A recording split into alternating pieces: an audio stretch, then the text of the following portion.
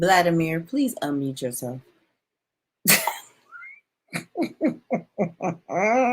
Man, I had a good introduction too. All right, let's rewind that.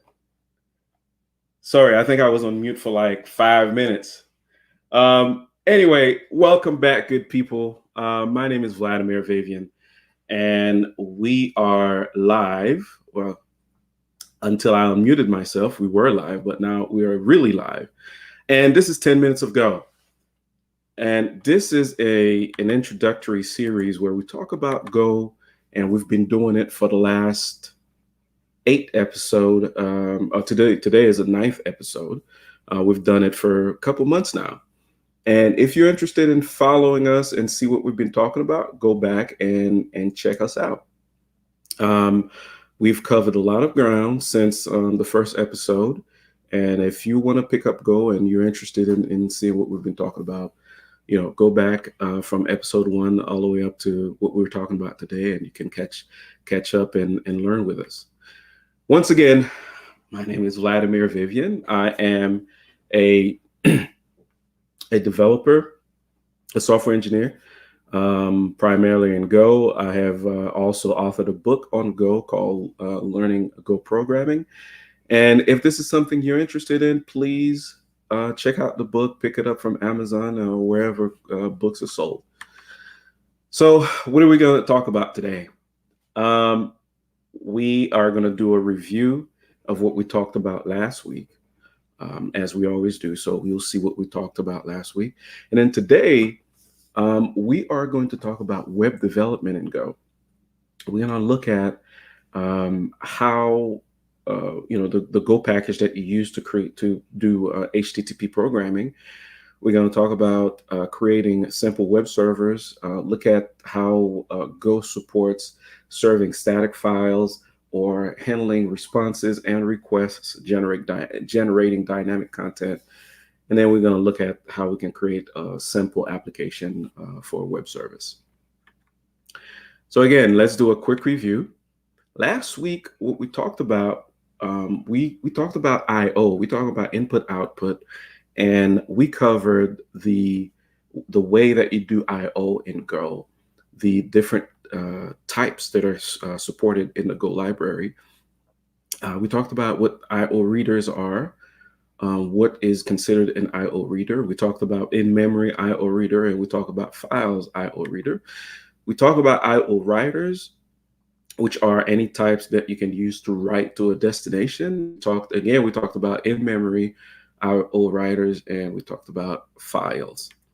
We looked at examples of how you can use the I/O functions that are built in Go to copy content from one I/O reader to a given I/O writer. And then finally, we looked at how to take all that concept and create and work with files, how to create files, how to read files, and then write files either into memory or consume files from memory and then write it out to an actual file. So today, like I said, we're going to talk about how to do HTTP programming. Specifically, we're going to look at how to do web development using the HTTP package in Go. Now, how do we do that? So the Go standard library comes with API for both client and server.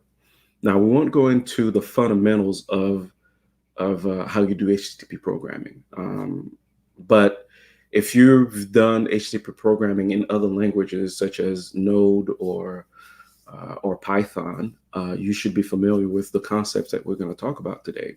But if not, I invite you to go, kind of do some research about what HTTP programming and how it works.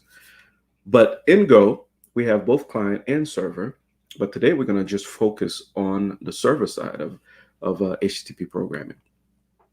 In Go, the server side for HTTP programming in Go uses a simple approach where Go gives you the HTTP API package gives you functions to handle requests, incoming requests, be able to write responses back to the client, and be able to create and start a server. In Go, you don't need anything outside of what Go gives you to create a super performant web server. Basically, whatever comes with the whatever's built in the standard package is suited for high performance serving in a serving scenario where you have a need for high performance. So you don't need anything outside of what Go gives you to set up a web server and be able to use it right away. So this is in Go. This is what we do when we're setting up. So when we're setting up a web server, and this pattern, whether you have a very simple web service, as we'll see today, or very complicated web servers, fundamentally the approach that we're going to discuss today is usually the same. The first thing you do, or one of the things you do, is to define your response request handler. So I have a function called hello in this example, and that function has a specific signature where it takes a variable. The first parameter is W, which is an HTTP response writer, and R is a HTTP response request. As long as your function has that signature, it is considered a handler, and you can use it as such. So here we have a function called hello. It is a handler, and it's basically going to write something. We're going to basically write a response to W, which is just a string that we're going to return back to the client. Once we have a handler, then we can register that handler with our default HTTP server, and that's what we're doing down in with an arrows pointing. We're basically registering our handler for a given route. That route is /hello, and we'll see that when we look at our example. So if we once we start the server and we put /hello and we make a request from our browser, for instance, the server will automatically trigger that function to handle our request and return a response. And the last line, we're starting the actual server. Now, this whole thing that you're looking at is an actual web server. It is a complete and performant web server.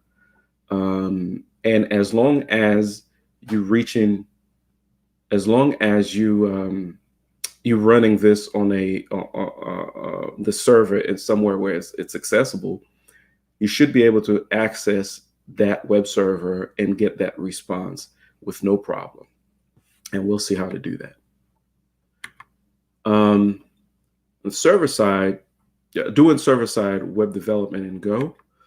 So we've seen the pattern of how we set up, how you can set up a web server in Go.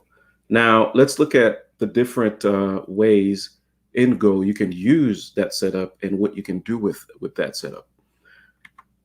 One of the ways you can use the HTTP web server is to do simple file serving.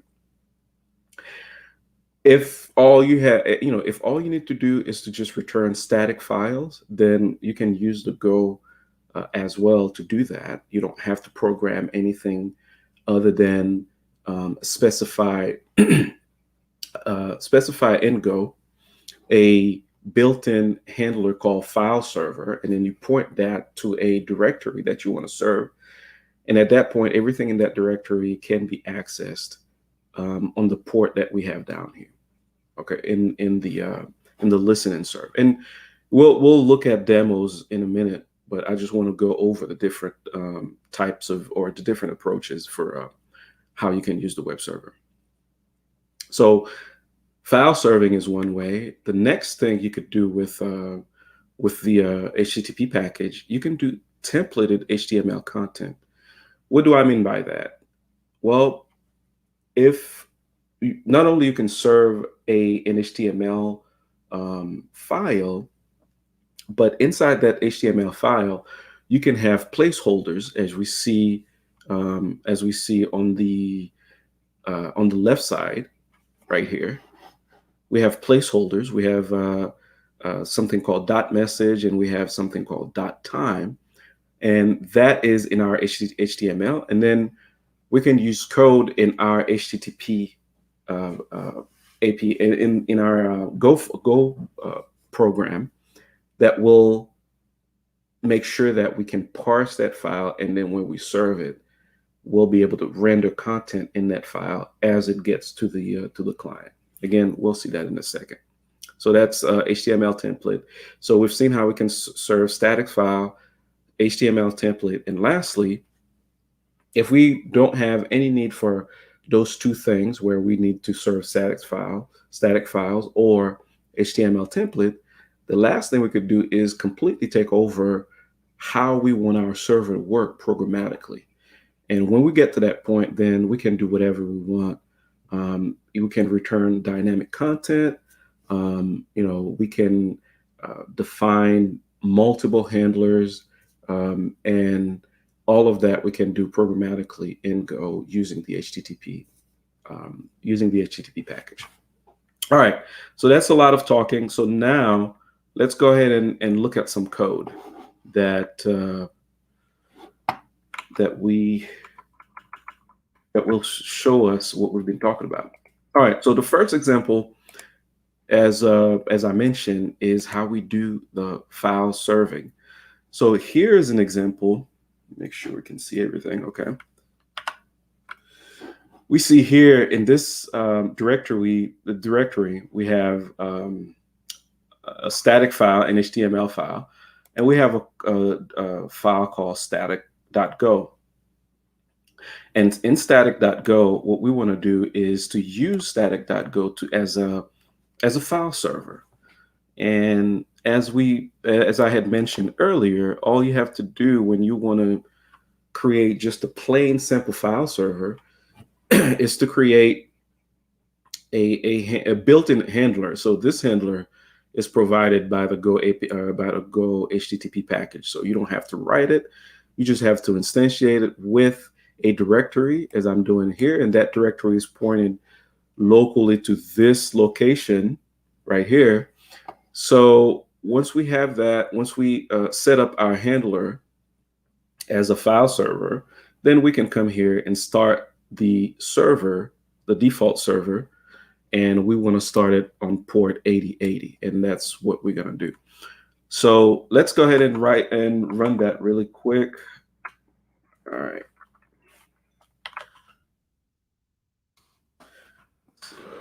Zoom this. Okay. All right.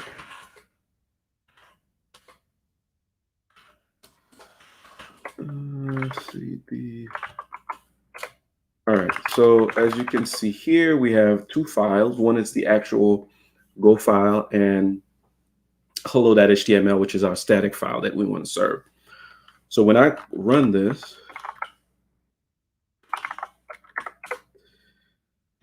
it says that it's running. So now if I go to my browser,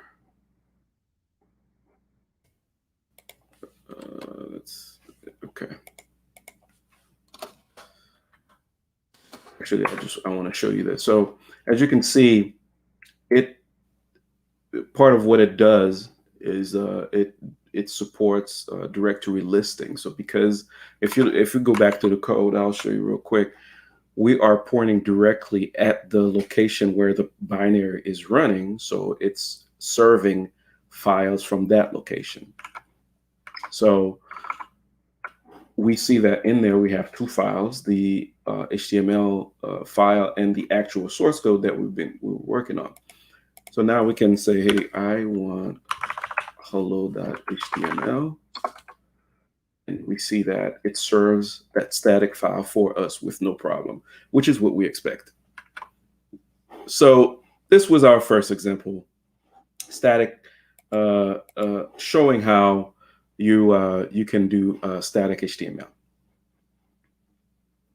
All right, the next one we're going to look at is, let's look at template. All right, so No, actually, let's start here.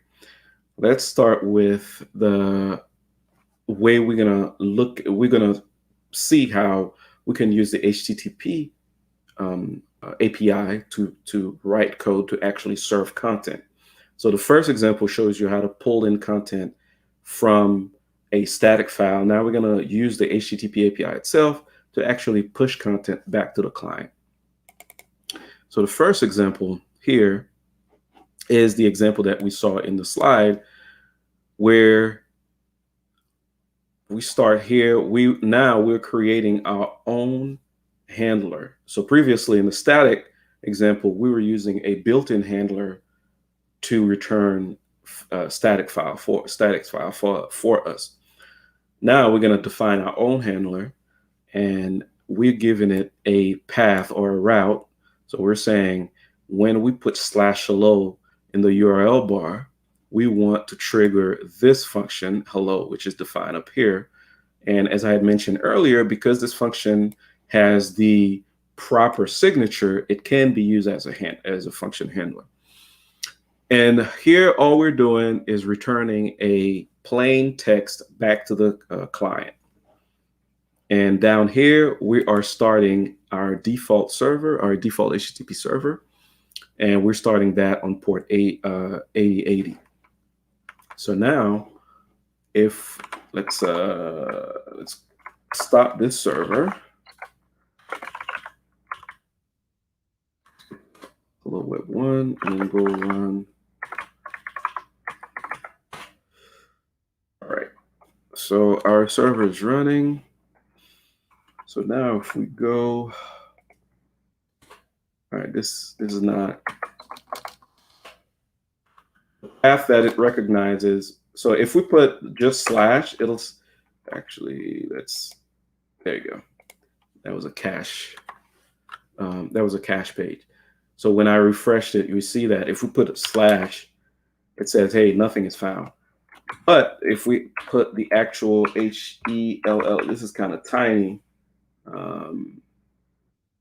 But what I'm typing is /hello.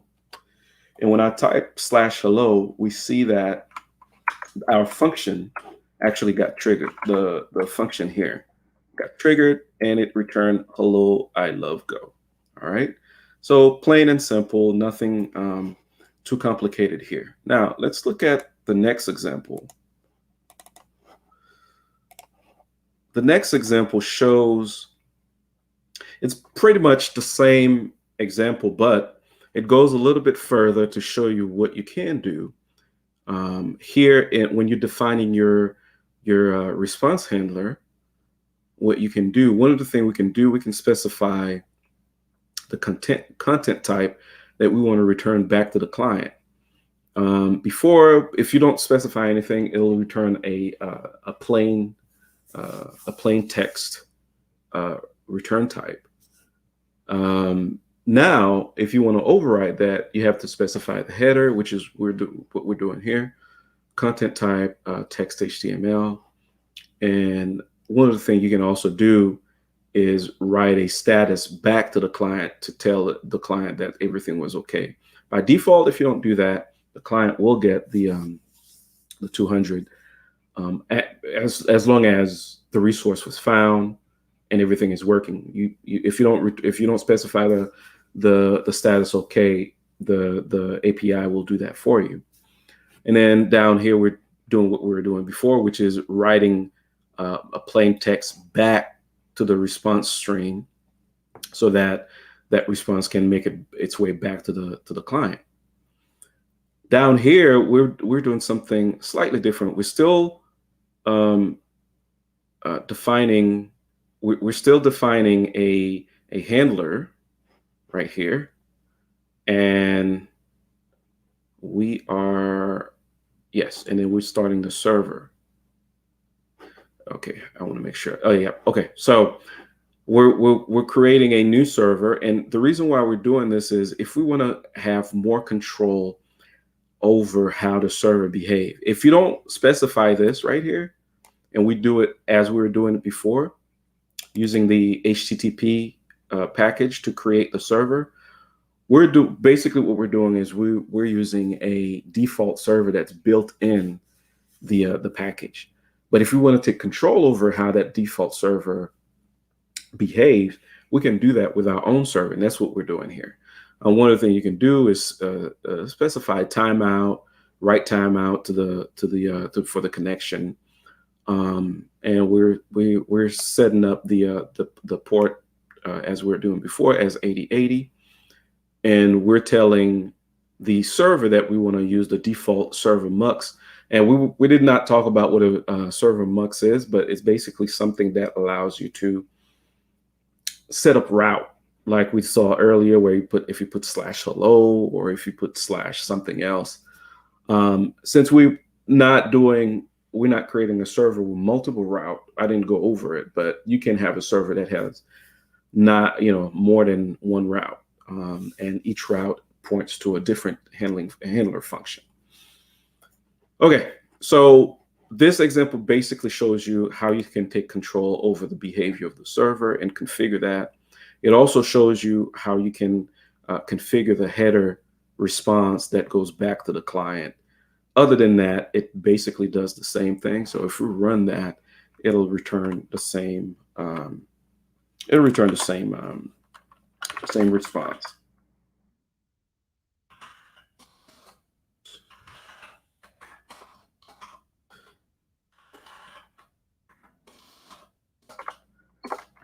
All right, so it's running. And like I said, if we come here and we reload this, we see that. Now, a couple things, although this is kind of small, hopefully you saw what happened. But basically this, instead of being a plain text as it was before, but it's now the browser considers the response coming back as HTML. So you see that the type font changed slightly, as opposed to being like a monospaced font. Now it's more of a regular font. So that example also shows you how you can tell the browser that you want to send it back a HTML as opposed to plain text. All right, let's go back and keep exploring our examples. Let's see what is in this example, the third one. What are we doing different here? Okay, so in here, we're practically doing the same setup. As I said earlier, when you're doing HTTP programming from the server side, you're usually doing that same kind of, approach where you define your handler, you register the handler, and you start your server. So we're still doing the same approach, except here, what we're doing is we are going to write a fully formed HTML response back to the browser. And first thing we do in our response handler is we specify we specify the content type as text HTML, and then we set the status to being okay. And then down here, we're going to return a fully formed web page, and this is what I have highlighted. And then inside that content, we drop in the message that we want to go in there. And because we're using fprintf, which is the formatted version of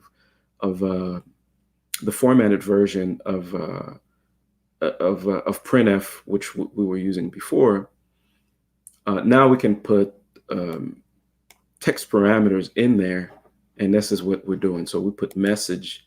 We're going to satisfy this parameter with message down here. So this should be it'll be a fully formatted page with hello from Go placed in between the H1. In between the H1 tags. So now we're returning a properly formatted page. Let's see how that works. Stop this server. 3.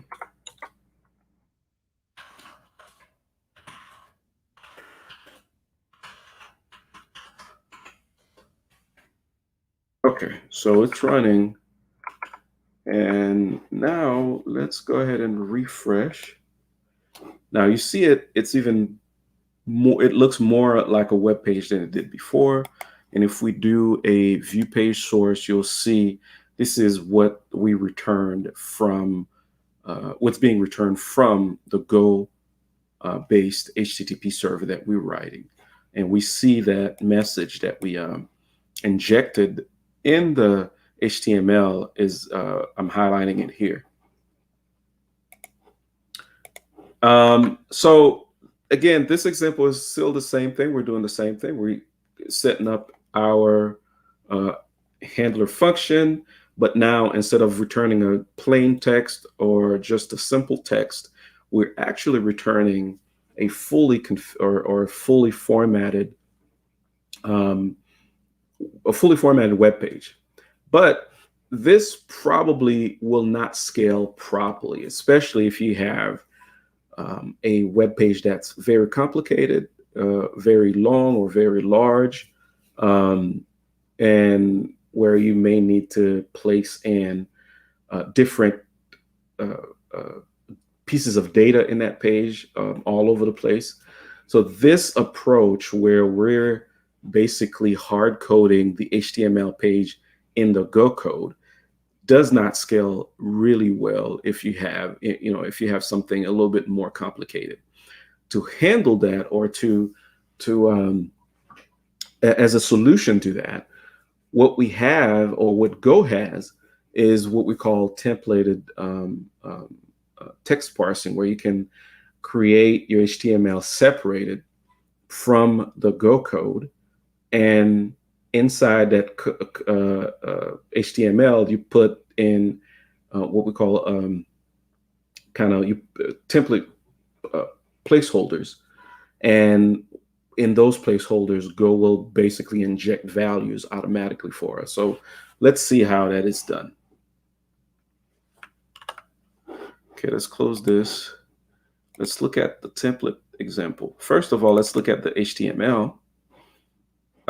And this is the HTML, and we see that we have it is templated because we see we have two placeholders. And in Go, if you use other tools like like Django or other framework, you probably are familiar with this kind of approach where you have placeholders. And you define that as in a text template or in an HTML template, and then the tool will dynamically fill in those values for us. So that's exactly what we're doing here. Go has its own templated engine, and when it uses the I think it's called the mustache format, where you have the double curlies, and then in here you put you can put different things. You can retrieve data, or you can actually have logic where you can do if, else, etc. But to keep it simple, we are just going to pull out pieces of data from our Go code and then inject that in the HTML. So here we got two pieces of data. One is called message, and one is called time. Okay, now let's see how that gets in there. Let's open our web page, or our Go code. Now this is slightly different than before, because we're going to push data back into the HTML page. We need to predefine a type where we're going to stuff that data in, and then so that that data can make it to the HTML when we're parsing that HTML. So we're creating something very simple called page data. It's a struct. If you don't know what a struct is, we talked about struct a few episodes back. Go back and check it out if you don't know what it is. But it's basically a data type where we can put other data value inside of it. The two data values we're going to put inside, one is called message, as we saw as we saw here on the HTML. That's the same message. And then the other one is called time. Again, if we go back here, we see it's the same name, time. And that is not by accident. It's because this is what we're going to use to pass data to the templated HTML. Okay, so in our handler, now we're going to do things slightly different. First, same thing here, content type, text HTML, status okay, because we know we're good at this point.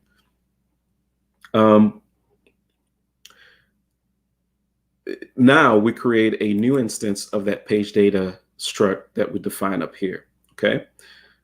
And we put a message in there, which is a plain string, hello from Go. Now we're going to put a time value here, and we're just going to use the time package in Go to do that. And we're just going to put a plain simple time in there. It's called the time.kitchen format because it's just a simple time format. Okay, so now we have the data that, we have something to store the data that we're going to use to pass the data to the templated HTML. Now we're going to initiate our template engine. We're going to use the template package. Again, that already built in Go. I don't have to go outside of Go to do this. And we say we want the template engine to be initiated by parsing this file, hello.html, which is this file right here. All right.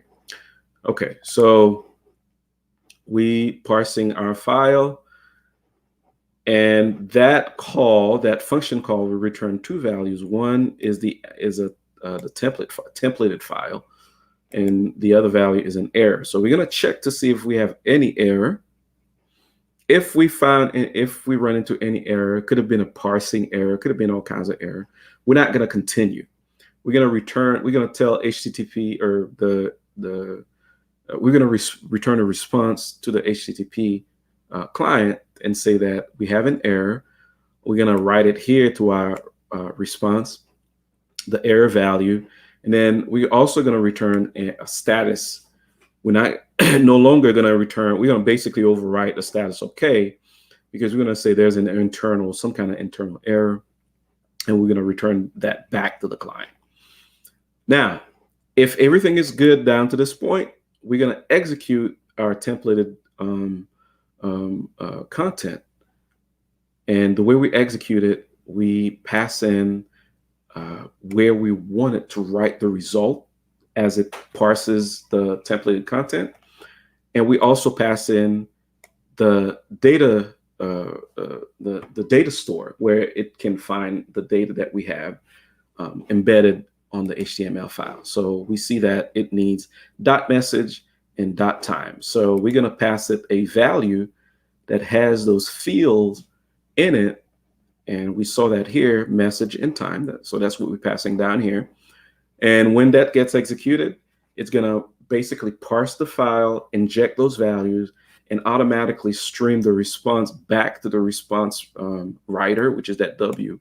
And that will make its way back to the client.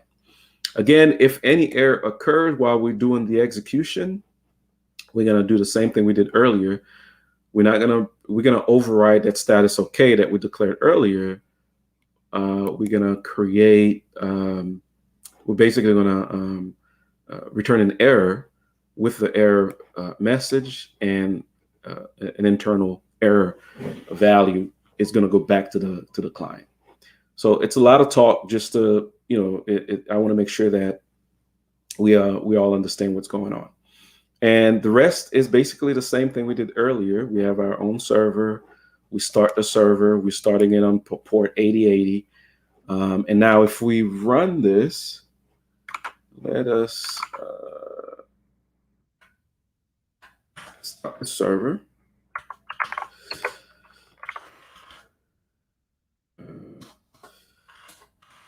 Again.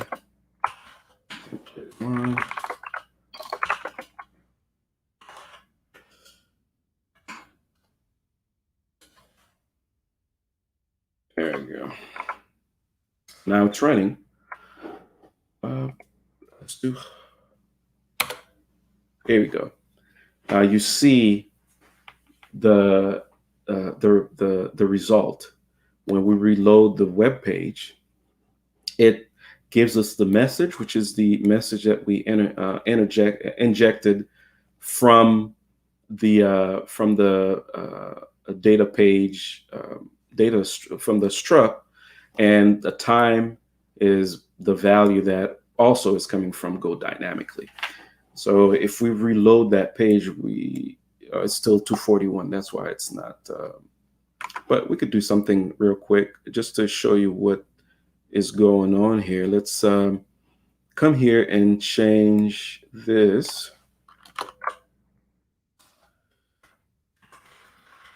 I'm going to change the message.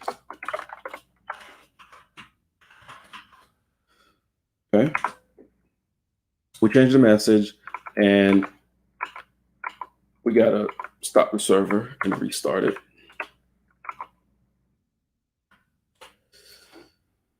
Yes, allow it. Yes. And if we reload it, we see that the message has been changed, and the time is now 2:42. If we do a quick view on the source, and we see in H1, which is where we injecting the message, Go automatically inject that message for us. And here down in the H4, between the H4 tag, is where we're inserting the time. We see that the time is dynamically placed there for us. So again, what this approach allows us to do is to separate our basically the content of what we want to return back to the client, separate that from the Go code. So if you look at the Go code, there's no longer any content embedded in the Go code. Everything is separated.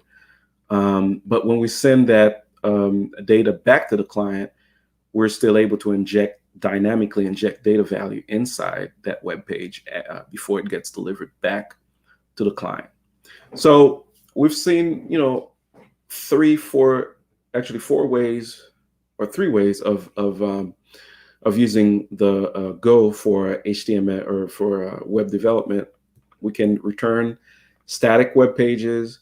We can programmatically embed the content and take over and return response back directly to the server as we get requests from the client. And lastly, we can do templated HTML where we separate our content from the Go code and return our responses back to the client by reading those templated content and inject content dynamically as as we prepare our response to go back to the client. Lastly, one of the things we can do with all of that is create our own service, right? So let's look at this example, a couple more examples, and then we'll be done. So we talked about this example before, where when we wrote our CLI tool, we had like something that displayed time locally. Now we're going to take that same concept and we're going to turn it into a service, but instead of displaying time locally, we're going to display time via a web browser. Now, the first approach is basically what we saw earlier. We can take our service and embed our response directly using HTML. And when when a browser asks for time, we're going to land right here. We're going to do /time, and we're going to invoke our time serve function. And our time serve function will come here and display the time for us. All right, let's take a quick look.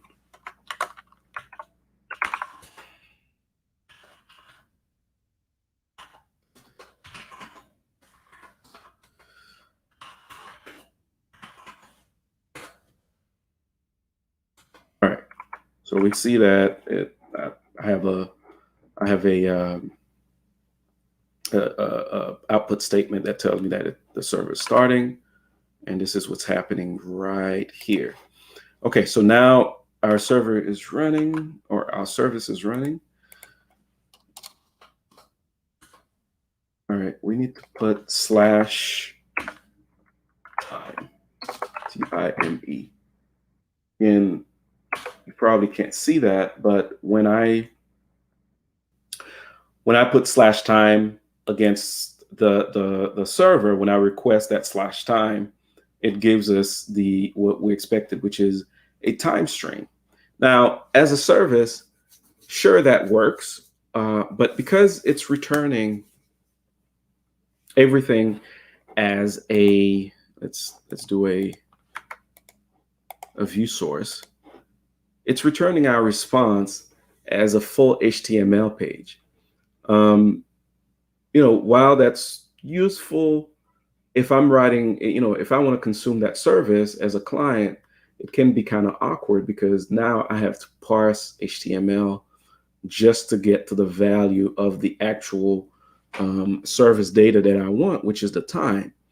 I may not want that. I may not want to do all that or even have the capability to do that in my, as a client. I could be writing, something very simple using curl and bash, or I could have a full-blown language, but I may choose not to have to do HTML parsing just to get to the data. So what do? We can take that and turn it into more of a service. So how do we do that?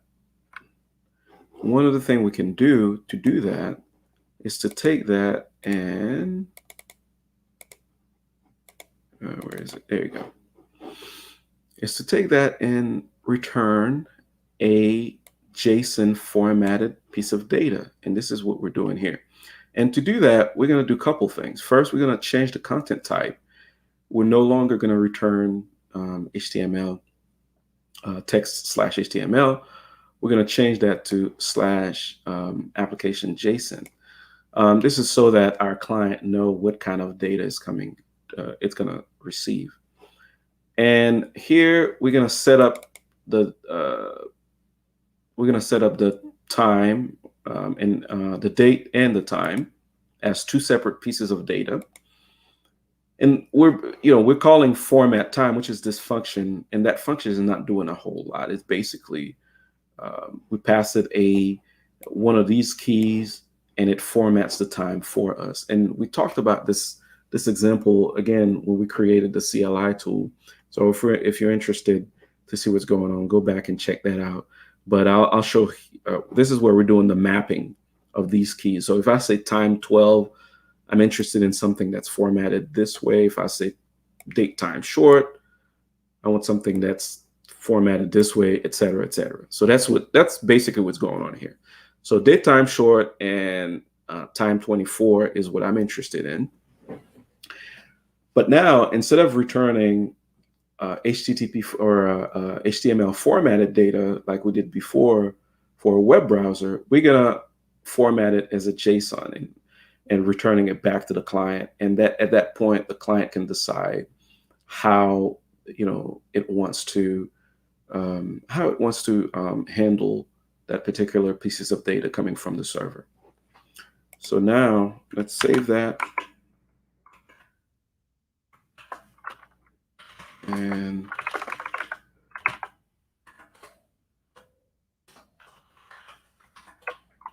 all right, let's run our server. So now let's we'll reload it. Okay. So now when we load that same HTTP endpoint, instead of receiving a full-blown HTML page, now we're receiving JSON. And at that point, our client, whether that client is JavaScript or it may be some other Go program or Node or whatever have you, can take it and easily parse that and get the data it needs out of it. So this is a very simple example, super contrived, but it shows you all the pieces. It shows you all the pieces that you would need to start heading down the path of creating full-blown HTTP-based services. We didn't touch on all the aspect of creating service-based services with Go, but this gives you an idea of what's possible. All right, so we've talked quite a bit, and we've covered a lot today. We've seen what the HTTP, how to use the HTTP package in Go, what it's all about, what you can do with it. You can create plain file service. You can programmatically take over and start, communicating with your client as you see please. You can embed data directly as you returning data back to the client, or you can separate data from your server and create templated data, templated files that can be parsed by your HTTP server and returned back to the client. And we saw how you can get started with creating a simple web service. So we've covered a lot. Hopefully that was good information if you're looking to get started with Go. And now I'm going to stop and see if we have any questions in the messages to see what's going on. All right, let's see what do we got. We got a bunch of accolade and a lot of let's see if we have actual question. Let's see. I know.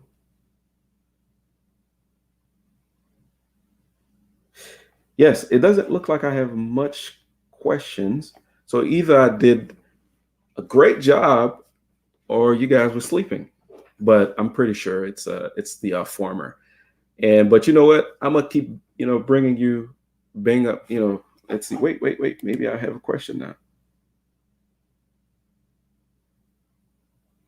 Okay, not a question, but still, as I was saying, maybe the content is so awesome that there's no question to be asked. And if so, continue to come back and check us out.